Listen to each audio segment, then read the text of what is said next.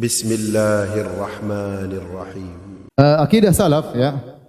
Bahwasanya dengan kita bersandar kepada akidah salaf, seharusnya kaum muslimin akan bersatu. Para duat akan bersatu. Kita tidak bicara masalah fikih, khilaf panjang lebar. Sejak zaman sahabat sudah terjadi khilaf masalah fikih, masalah akidah tidak. Ya, masalah akidah tidak. Oleh karenanya waktu Ibnu Taimiyah ditanya, "Kenapa tulisan Anda semua fokus tentang masalah akidah?" Kata Ibnu Taimiyah rahimahullah taala, adapun masalah fikih, kalau khilaf tidak ada masalah selama tidak menyelisih ijma, tidak boleh seorang disesatkan. Selama tidak menyelisih apa? Ijma. Ini perkata Ibnu Taimiyah rahimahullah taala.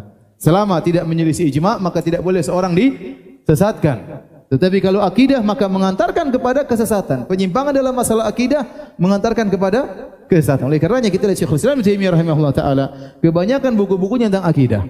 Dan semua ahlul bidah di zamannya dia bantah. Dan dia sudah berazam akan hal tersebut. Dia bantah Nasara dalam bukunya Al-Jawabus Sahih, liman baddala dinal Masih. 6 jilid ya. Bantah Nasara berapa jilid? 6 jilid. Dia bantah Rafidhah dalam kitabnya Minhajus Sunnah Nabawiyah, 9 jilid, tebal begini ya. Kita baca judulnya saja capek, apalagi baca fahrosnya, catatan apa? Fahros ya. Daftar isi sudah capek, apalagi baca isinya. Ada lagi beliau tulis Dar'ut Ta'arudil Aql wan Naql, menolak ya orang yang mempertentangkan antara akal dan dalil. Beliau tulis kalau tidak salah 11 jilid. Kata orang kalau baca buku itu isinya filsafat, bantah filsafat dan macam-macam, cepat tua ya. Karena beratnya buku tersebut ya. Kemudian seluruh buku-buku beliau, Iqtida' Shiratal Mustaqim, Mukhalafat Ashabil Jahim, dan buku-buku yang lain ya seperti Bayan Talbis Jahmiyah. Beliau bantah Razi ya. Dalam kitabnya Aslul Taqdis, sekarang dicetak 8 jilid. Bayan Talbis Jahmiyah ya. Ini tentang syubhat-syubhat masalah asma wa sifat. 8 jilid, subhanallah. Belum buku-buku yang lain ya. Meskipun beliau dikatakan tidak begitu perhatian terhadap fikih, tapi ternyata pendapat beliau tentang fikih sangat banyak. Sampai Majmu' Fatawa 36 jilid, kebanyakan tentang fikih. Ya, itu padahal kata beliau saya tidak terlalu perhatian sama fikih, tapi ternyata perkataan beliau tentang fikih juga sangat banyak. Intinya di antara keistimewaan akidah salaf bahwasanya akidah tersebut sumbernya sama ya Al-Qur'an dan sunnah dan perkataan para salaf, para sahabat ya. Adapun ra'yu, pendapat, akal, maka ini ditinggalkan seluruhnya.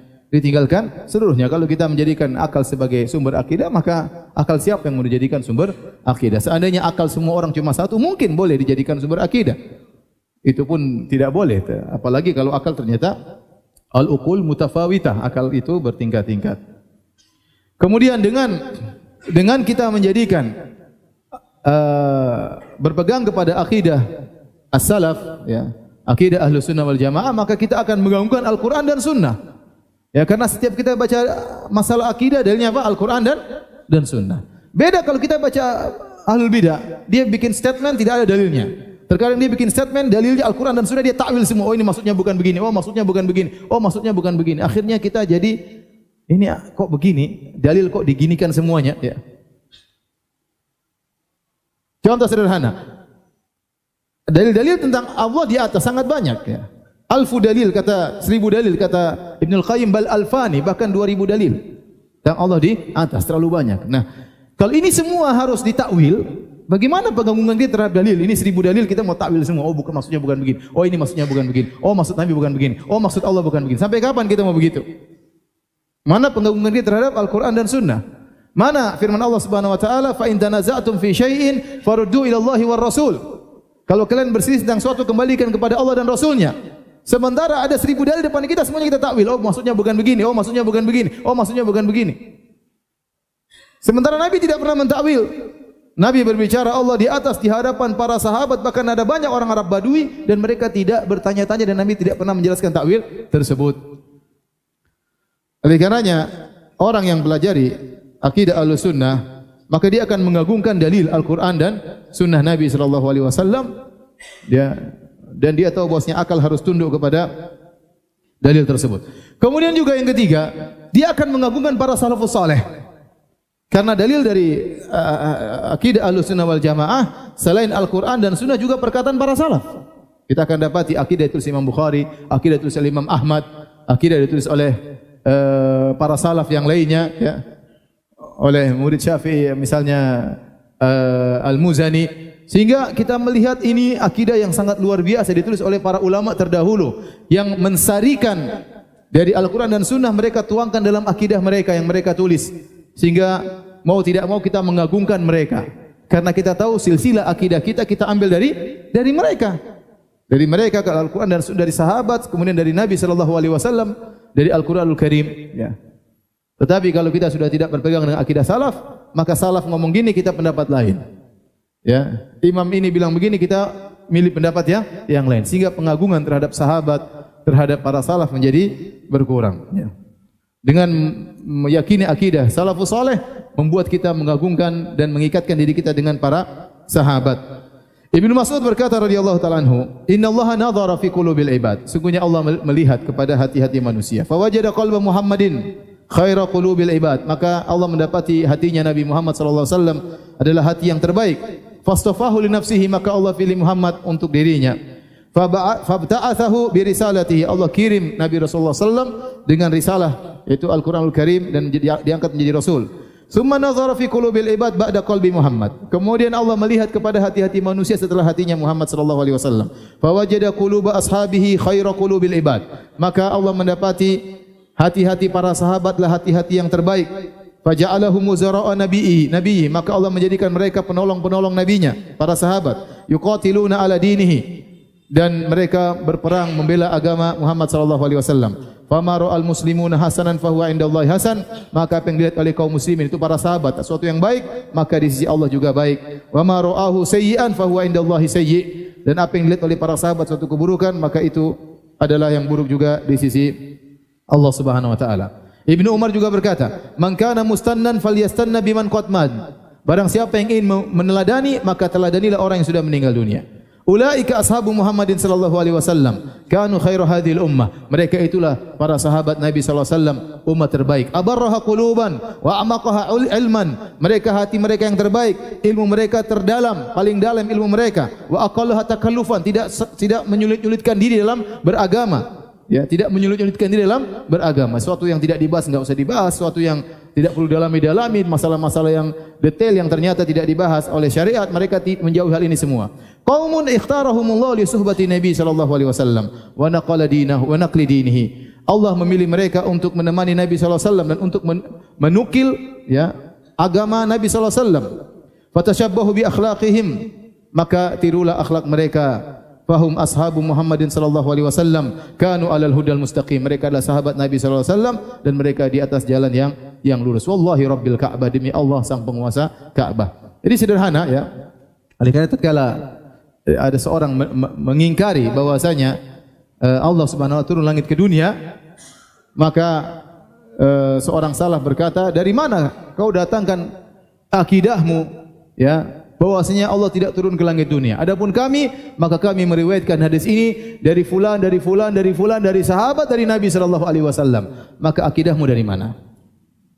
Maka kalau ada orang bilang, misalnya Allah tidak di atas, bilang akidahmu dari mana? Sebutkan salafmu bahwasanya Allah tidak di atas. Sebutkan salafmu. Siapa salafnya? Paling ujung-ujungnya kepada Jahm bin Safwan. Ujung-ujungnya kepada tokoh Mu'tazilah. Adapun ke sahabat tidak mungkin. Mereka dapatkan sahabat menolak Allah di atas. Paham? Ya. Lihat akidah mereka. Mereka mengatakan Allah Subhanahu wa taala berbuat tanpa hikmah. Kita orang awam, Allah berbuat pasti ada hikmahnya. Sederhana atau tidak? Sederhana. Ya. Ini saya lanjutkan lagi. Di antara keistimewaan akidah Ahlussunnah, akidah yang mudah. Akidah yang mudah dan berjalan dengan fitrah manusia. Saya sebutkan contoh akidah mereka yang tidak sesuai dengan fitrah manusia. Contoh, mereka menolak Allah di atas. Padahal kita betapa banyak orang mengatakan serahkan kepada yang di atas. Mudah sekali. Tidak ada saya pernah mendengar seorang pun berkata kita serahkan kepada yang di mana-mana. Enggak ada. Ya. Kalau yang di mana-mana sudah memutuskan, tidak ada yang bilang begitu. Tidak ada. Apalagi mengatakan kalau yang tidak di atas dan tidak di bawah dan tidak di mana-mana memutuskan, tidak ada. Semuanya mengatakan kalau yang di atas sudah memutuskan. Fitrah mereka bahwasanya Allah di atas sesuai dengan akidah Ahlussunnah wal Jamaah. Contoh betapa sering kita berkata ini sudah hikmah Allah. Allah berkehendak demikian, pasti ada hikmahnya. Sementara akidah Asy'ariyah menolak adanya hikmah. Tidak ada hikmah. Allah berbuat tanpa hikmah. Bagaimana? Karena itu akal mereka membawa mereka untuk meyakini hal tersebut. Tetapi kenyataannya masyarakat awam mereka tidak menerima hal ini. Betapa banyak orang berkata, ini hikmah dari Allah Subhanahu wa taala. Paham? Ini akidah Ahlussunnah. Mudah atau tidak? Mudah. Allah berbuat ada hikmahnya, selesai. Kalau mereka Allah berbuat ada hikmahnya, berarti Allah ada keperluan. Kalau ada keperluan berarti bukan Tuhan. Tuhan tidak boleh punya keperluan. Kena syubhat ente. Maksud saya, mereka terlalu banyak syubhat sehingga mereka akhirnya menelurkan pernyataan-pernyataan yang tidak logis. Yang tidak logis. Kita mudah kita mengatakan Allah berbuat ada hikmahnya enggak? Bahkan kita bilang tidak ada satupun perbuatan Allah kecuali pasti ada hikmahnya. Mereka tidak bisa. Contoh, kita akidah Ahlussunnah mengatakan Allah mencintai dan Allah dicintai. Dalam banyak ayat Allah mengatakan wallahu yuhibbus sabirin.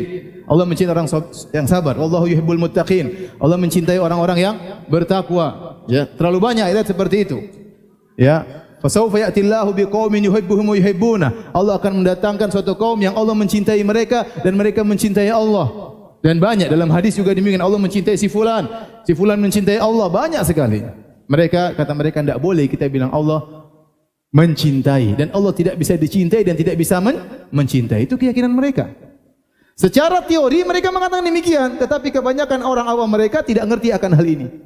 Sehingga mereka dengan biasa berkata, Allah masih cinta sama kita. Allah masih sayang sama kita. Banyak enggak orang bilang begitu?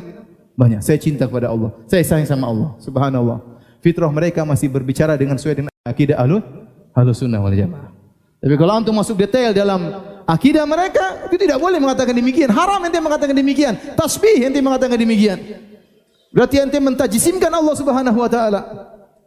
Tidak boleh kita bilang Allah mencintai apalagi Allah dicintai, dua-duanya tidak boleh. Kalau mencintai maksudnya Allah menghendaki kebaikan bagi sang hamba. Diputar dulu. Ya. Repot. Contoh mereka mengatakan Allah Subhanahu wa taala di hari kiamat bisa dilihat tetapi tidak ada arahnya. Kalau kita kan lihat ke depan, lihat ke atas, lihat namanya lihat pasti berhadap-hadapan, ya tidak? Kata mereka di hari kiamat kelak Allah dilihat tapi tidak ala wajhil muqabalah, tidak berhadap-hadapan. Terus gimana cara melihat? Melihat ya pasti depan mata, ya enggak? Ada enggak ngelihat enggak di depan mata? Kata mereka enggak boleh. Kalau ente bilang Allah dilihat depan mata berarti Allah berarah. Kalau Allah berarah berarti mujassimah. Orang suruh mikir gitu enggak masuk akal. Ini maksudnya gimana? Kita bisa lihat Allah pada hari kiamat tapi tidak di arah, tidak di depan mata. Terus gimana cara melihat? Ya. Ini akidah mereka. Ya. Nanti masalah takdir mereka lagi namanya al-kasb. Ya, dan banyak ya. Artinya maksud saya. Akidah Ahlussunnah itu mudah. Dan Nabi SAW sampaikan di hadapan para sahabat, di hadapan orang awam, di hadapan orang Arab Badui. Dan mereka paham dengan mudah. Tidak jelimet, tidak susah. Tapi kalau antum ambil misalnya buku Asy'ariyah antum baca setengah mati antum untuk pahami. Saya tantang ente ambil buku Asy'ariyah ente baca. Berat. Ini maksudnya gimana? Sampai ada seorang ustaz yang disebutkan dalam buku mereka menyimpulkan, kata mereka, sungguhnya Allah itu yasma'ul mubsarat wa yubsirul masmu'at. Artinya bahasa Indonesia, sungguhnya Allah itu melihat yang didengar dan Allah mendengar yang dilihat. Antum paham enggak? Ini sampai. Kenapa? Karena mereka mentakwil sifat melihat dengan ilmu. Kata mereka Allah mendengar yang dilihat, maksudnya Allah mengetahui yang dilihat. Dan Allah melihat yang didengar, maksudnya Allah mengetahui yang didengar. Mereka takwil. Tidak ada namanya melihat, tidak ada namanya mendengar. Melihat maksudnya mengilmui, mendengar maksudnya mengilmui. Maka mereka bilang, boleh kita mengatakan innallaha yasma'ul mubsarat, sungguhnya Allah mendengar apa yang dilihat, wa yubsirul masmu'at, dan Allah melihat apa yang didengar. Kira-kira ini menghina Allah tadi. Itu mereka sampai dan itu waktu saya ke salah satu kota di luar Indonesia. Ya, sampai ada yang cerita sama saya, Ustaz, kita dengar ceramah seperti itu. Dan ini ada dalam buku mereka. Dalam buku mereka. Ini sulit mau kita cerna, ini maksudnya bagaimana? Ya. Apakah Nabi pernah mengajarkan demikian? Apakah Nabi pernah bilang sama sahabat, wahai para sahabat, sungguhnya Allah Maha mendengar apa yang kalian lihat. Sungguhnya Allah Maha melihat apa yang kalian dengar. Apa Nabi pernah ngomong gitu? Sederhana. Allah melihat apa yang dilihat, Allah mendengar apa yang didengar. Mudah atau tidak? Mudah. Demikianlah akidah Ahlussunnah wal Jamaah, mudah untuk dipahami. Cuma saya katakan, kebanyakan orang-orang berafiliasi kepada mazhab Asy'ariyah, mereka tidak paham akidah Asy'ariyah. Mereka tidak paham akidah Asy'ariyah. Tadi saya katakan, fitrah mereka masih lurus. Akidah Asy'ariyah mengatakan bahwasanya Al-Quran itu bukan firman Allah. Al-Quran itu bukan lafalnya dari Allah. Allah berbicara tanpa suara, tanpa huruf. Ini perkataan mereka. Tidak boleh Anda mengatakan Allah berbicara dengan suara dan huruf. Allah itu berbicara tanpa suara dan tanpa huruf. Kalau gitu Al-Quran ini apa? Itu bukan pembicaraan Allah. Itu adalah ungkapan dari semacam bahasa jiwa Allah Subhanahu wa taala yang diungkap oleh malaikat Jibril atau diungkap oleh Muhammad, tapi itu bukan firman Allah Subhanahu wa taala. Antum bingung atau tidak? Bingung kan ya? Sementara orang awam mereka sangat mudah. Allah berfirman. Allah sudah bilang dalam Al-Quran. Sangat mudah mereka mengatakan demikian. Padahal kalau kita masuk dalam detail akidah mereka, tidak boleh ngomong demikian. Makanya saya bilang di antara rahmat Allah kepada orang-orang yang banyak di tanah air yang ngaku bermadzhab Asy'ariyah, mereka tidak paham akidah Asy'ariyah. Alhamdulillah. Kalau mereka paham dengan benar dan mereka konsekuensi dengan perkataan mereka, susah. Bahkan ada di antara mereka yang merasa paham, ternyata mereka tidak konsekuen dengan apa yang mereka yakini. Mereka tidak konsekuen dengan apa yang mereka yakini. Betapa sering mereka mengatakan, pasti ada hikmahnya. Pasti ada hikmahnya. Katanya tidak ada hikmah. Baik.